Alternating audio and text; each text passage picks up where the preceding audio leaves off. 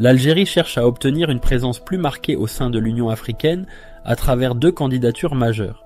D'une part, elle vise un siège au Conseil de paix et de sécurité, CPS, un organe essentiel pour la gestion des conflits et la stabilité du continent.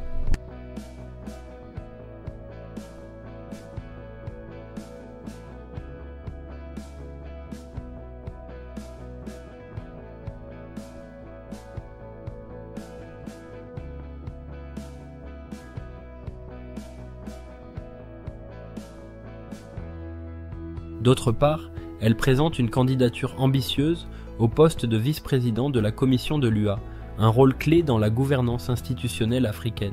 Ces démarches témoignent d'une volonté de renforcer son rôle sur la scène panafricaine, mais aussi d'une stratégie d'influence diplomatique à plusieurs niveaux. Mais pourquoi l'Algérie investit-elle autant d'efforts dans ses candidatures? Quels sont les véritables enjeux derrière cette quête d'influence au sein de l'UA? Candidature au Conseil de paix et de sécurité, CPS. Le Conseil de paix et de sécurité est l'organe décisionnel de l'UA en matière de prévention, de gestion et de résolution des conflits. L'Algérie, forte de son expérience diplomatique, a obtenu 32 voix lors des récentes élections, se rapprochant ainsi d'un siège au sein du CPS. Un siège au CPS permettrait à l'Algérie de peser sur les décisions sécuritaires et d'affirmer son leadership dans la gestion des crises africaines. Candidature au poste de vice-président de la Commission de l'UA. La Commission de l'Union africaine est l'organe exécutif de l'UA, et le poste de vice-président est crucial pour la mise en œuvre des politiques continentales. L'Algérie a présenté une candidature d'envergure exceptionnelle pour ce poste.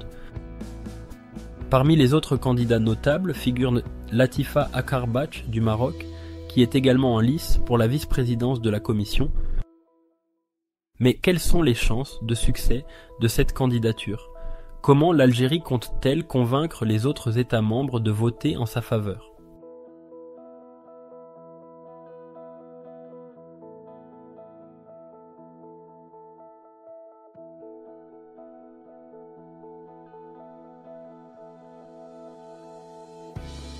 En parallèle de ces candidatures, l'Algérie a annoncé une contribution volontaire d'1 million de dollars au mécanisme africain d'évaluation par les pairs, MAEP, un organe dédié à la promotion de la bonne gouvernance et de la transparence sur le continent.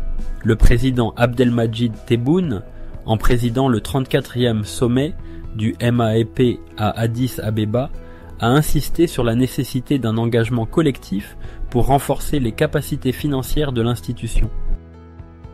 Ce soutien financier vise à permettre au MAEP d'atteindre pleinement ses objectifs, mais soulève aussi des questions sur ses véritables motivations. Pourquoi l'Algérie décide-t-elle d'apporter une contribution financière à ce moment précis? S'agit-il d'un simple geste de solidarité ou d'un moyen de renforcer son influence et de s'assurer un soutien pour ses candidatures?